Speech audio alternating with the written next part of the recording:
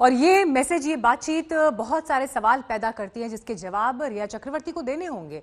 सुशांत के पिता के मैसेज उन आरोपों की तस्दीक भी करते हैं जिसमें परिवार ने ये कहा था कि रिया चक्रवर्ती सुशांत को कंट्रोल करती हैं, उसके फोन पर भी रिया का कब्जा है।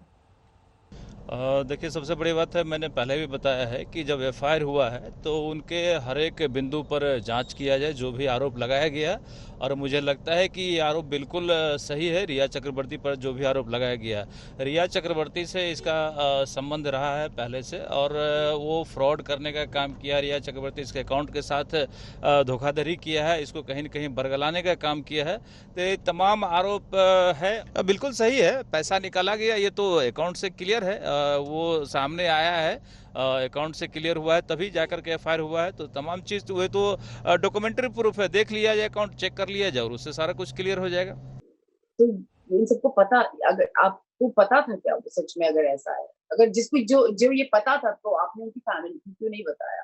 क्यों नहीं बताया उसकी फैमिली को? तो फैमिली नहीं होती उसके साथ तब जब ये हो रहा था, उसकी फैमिली, ये सारी चीजें हो रही थी, तो बताना चाहिए था फैमिली को। मुझे ऐसा लगता है सुशांत जैसा इंसान जब मैं वही बोलूँ ना, मेरे लिए बहुत बहुत ज्यादा, I don't believe this thing, because Sushant को बोलना कि वो मेंटली ये बहुत गलत लगता है मुझे।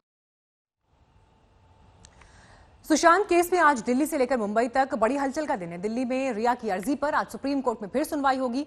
कोर्ट ये तय करेगा कि केस की जांच कौन करेगा, मुंबई पुलिस या फिर सीबीआई। लेकिन दूसरी तरफ मुंबई में ईडी की जांच जारी है। कल रिया के परिवार से लंबी पूछताछ हुई। कुछ देर पहले श्रुति मोदी भी ईडी दफ्तर पहुंची हैं। आज सुशांत की बहन नीतू सिंह का बयान भी दर्ज होगा। सुशांत सिंह केस में आज सुप्रीम कोर्ट में सुनवाई होनी है। कोर्ट इस मामले में सीबीआई जांच को लेकर आज कोई आदेश दे सकता है। हालांकि केंद्र सरकार के निर्देश पर सीबीआई ने अपनी जांच पहले ही शुरू कर दी है। हरियाणा जाकर सीबीआई ने स्टेटमेंट्स लिए थे, लेकिन आज इंतजार इस बात का भी रहेगा कि सुप्रीम कोर्ट में क्या होता है, कोर्ट की तरफ से इस मामले में क्या कहा जाता है।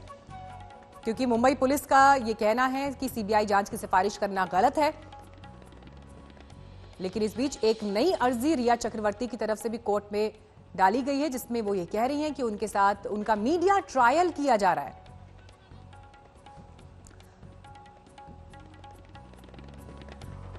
और इस पूरे केस में दिल्ली से लेकर मुंबई तक क्या हो रहा है, ये जानने के लिए सीधे ग्राउंड पर चलते हैं। हमारे संवाददाता संजय शर्मा सुप्रीम कोर्ट में मौजूद हैं और मुंबई से पंकज उपाध्याय हमारे साथ जुड़े हुए हैं। संजय, पहले आपका रुख करते हैं, क्योंकि सुप्रीम कोर्ट आज क्या कहता है, सबको इस बात का इंतजार है।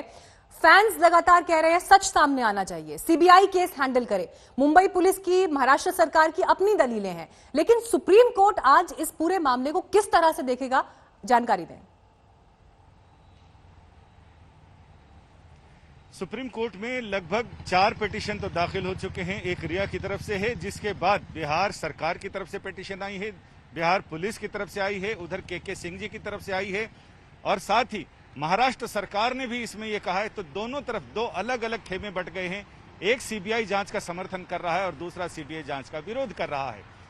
पहले सत्यमेव जयते, उसके बाद मीडिया ट्रायल, ये सारे शोर मचाने वाली रिया चक्रवर्ती ने एक और याचिका कल दाखिल की और उसमें फ्रेश पिटीशन हलफनामे में हलफनामा दाखिल किया, याचिका नहीं हलफनामा दाखिल किया है, जिसमें उन्होंने ये कहा है कि ठीक है सीबीआई जांच से तो परहेज नहीं है, लेकिन जो ट्रायल चले वो पटना की बजाय मुंबई में चलना चाहिए। सवाल जैसा आपने अभी थोड़ी देर पहले अब हमारे दर्शकों को बताए, सवाल तो वो हैं जो अभी सामने आ गए हैं। बहुत सारे सवाल ऐसे हैं जो सामने आने बाकी हैं। पूछताछ से सवालों से सवाल निकलेंगे और उनके जवाब भी रिया चक्रवर्ती को देने पड़ेंगे। सिर्फ रिश्तों में धोखा ही नहीं, आर्थिक लेखा जोखा, दोनों तरफ मोर्चे खुले हुए हैं।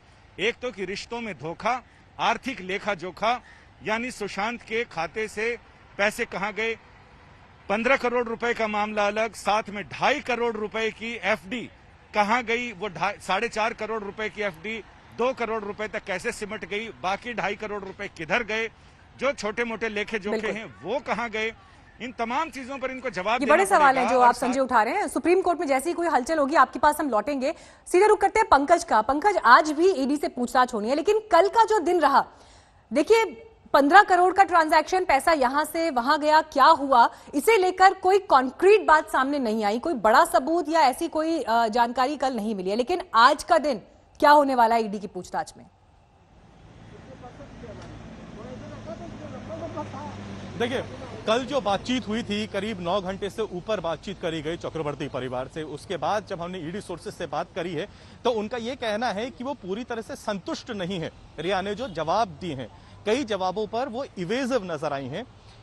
ईडी को यह भी लगता है कि कई ऐसे इन्वेस्टमेंट्स हैं जिसके प्रूफ्स अभी देने बाकी हैं, जिनको लेके जो जवाब दिए हैं रिया और उनके परिवार वालों ने, उनसे वो पूरी तरह से संतुष्ट नहीं रहे। इसका मतलब सीधा यह है कि आने वाले दिनों में न सिर्फ रिया बल्कि उनके परिवार वालों को एक बार फिर से क्वेश्चनिंग के लिए बुलाया जा सकता है। ईडी सोर्सेस का यह भी कहना है कि कल उनके पिताजी इंद्रजीत चक्रवर्ती से भी बातचीत करी गई। खासतौर पर यह पूछा गया कि 2011 में जो इन्वेस्टमेंट्स किए गए थे उन्होंने, आखिर उनका लेखा जोखा क्या है। ये पता लगा है कि वो रिटायर्ड डिफेंस पर्सनल है, करीब 1 लाख की मंथली उनको पेंशन आती है। लेकिन सवाल यह उठाया गया कि आखिर सुशांत के अकाउंट से और रिया चक्रवर्ती के अकाउंट से थोड़े थोड़े वक्त में रहते शौविक के अकाउंट में आखिर पैसे क्यों जा रहे थे, किस लिए जा रहे थे। जबकि जो 3 कंपनियां पहले से फॉर्म हो चुकी थी उसको लेकर रिया ने पहले ही कहा है कि एक लमसम अमाउंट था जो तीनों ने एक साथ मिलकर भर दिया था, उसके अलावा उनका कोई इन्वेस्टमेंट नहीं है। तो फिर जब उनके अकाउंट में उनका अकाउंट सिर्फ 14 लाख बैलेंस दिखाता है, तो 85 लाख की जो उन्होंने खार में प्रॉपर्टी खरीदी, हालांकि उन्होंने अपनी डिफेंस में कहा है कि 60 लाख का उन्होंने होम लोन लिया था,